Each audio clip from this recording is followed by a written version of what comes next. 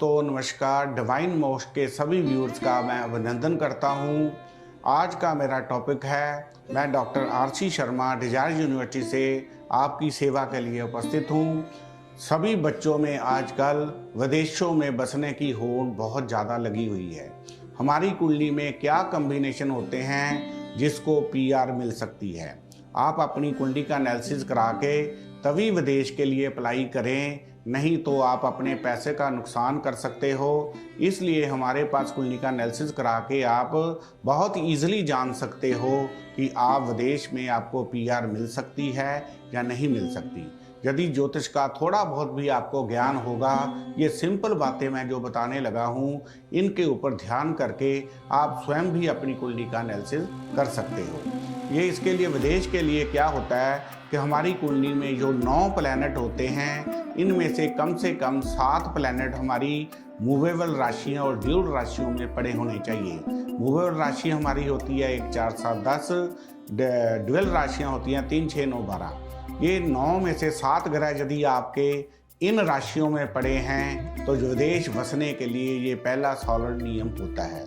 दूसरा नियम होता है कि विदेश भेजने वाले ग्रह की दिशा कम से कम आपकी कुंडली में 3 साल की लगी हुई हो, तभी आप विदेश जा सकते हैं। विदेश जाने के लिए नेचुरल ग्रह हमारे जो दिशा के लिए राहु केतु होते हैं, या D1 कुंडली जन्म कुंडली के 12वें घर में पड़ी राशि पड़ा प्लैनेट और D12 कुंडली में 12वें घर में पड़ी राशि पड़ा प्लैनेट, यदि उसकी दिशा लगी हुई है, वो कुंडली में स्ट्रॉन्ग है, तो आपको विदेश भेजने के लिए ये कुंडली में दूसरा नियम बन जाता है। तीसरा नियम है, चौथा घर हमारा इंडिया की राजधानी का होता है, या शास्त्रों में से माँ की गोद भी कहा गया है। विदेश भेजने के लिए जिस जातक का माँ से मोह अधिक होगा उसको भी सेटल होने में प्रॉब्लम आती है।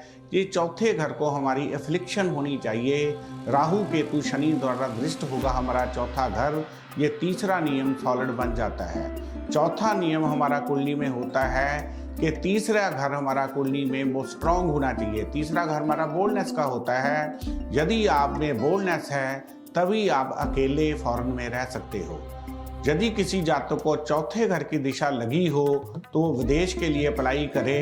विदेश तो चले जाएगा, लेकिन वो वहाँ जाकर बहाना बनाकर वापस आ जाता है, वहाँ सेटल नहीं होता। इसलिए जिन जातकों को कुंडली के चौथे घर की दिशा लगी हो, उनको विदेश के लिए अपना भाग्य नहीं आजमाना चाहिए। अब ये 4 नियम जिसकी कुंडली में लगेंगे वो विदेश जा सकता है। अब है कि किस बेस पे विदेश जाना है। सबसे हमारा इम्पोर्टेंट नियम होता है आइलेट। आइलेट के लिए हमारा 5वां घर होता है। 5वें घर का संबंध 12वें घर से जब बन जाता है तो वो जातक एजुकेशन बेस पे बाहर जाता है। 7वां घर हमारा मैरिज का होता है। इसका संबंध 12वें घर से बन जाए तो वो जातक मैरिज बेस पे बाहर जाता है। 9वें घर का संबंध हमारा 12वें घर से बन जाए तो वो जातक मेडिकल इंजीनियरिंग या हायर स्टडी के लिए विदेश जाता है। जब हमारा 10वें घर में राहु हो या 10वें घर का संबंध 12वें घर से बन जाता है, या 12वें घर का संबंध 10वें से बन जाता है, तो जातक बिजनेस के लिए विदेश जाता है। यदि इस तरह के नियम आपकी कुंडली में लगते हैं तो वो आपको विदेश सेटल करने में कोई प्रॉब्लम नहीं देती। यदि आपके पास कोई प्रॉब्लम्स आ रही हैं तो हमें कांटेक्ट कीजिए। डिवाइन मोक्ष पर आप अपने व्यूज़ भेजें या अपनी कुंडली की समस्या दे दें। किन जातकों के लिए तो पहला ही नियम पार नहीं होता, जो बेसिक कंसेप्ट होता है आइलेट का, इसमें बैंड नहीं आते, जिसकी वजह से वो विदेश जाने के लिए असफल हो जाते हैं। इसलिए आप अपनी कुंडली का एनालिसिस कराइए। इस चैनल पर हम आपको फ्री ऑफ कॉस्ट सेवा देंगे।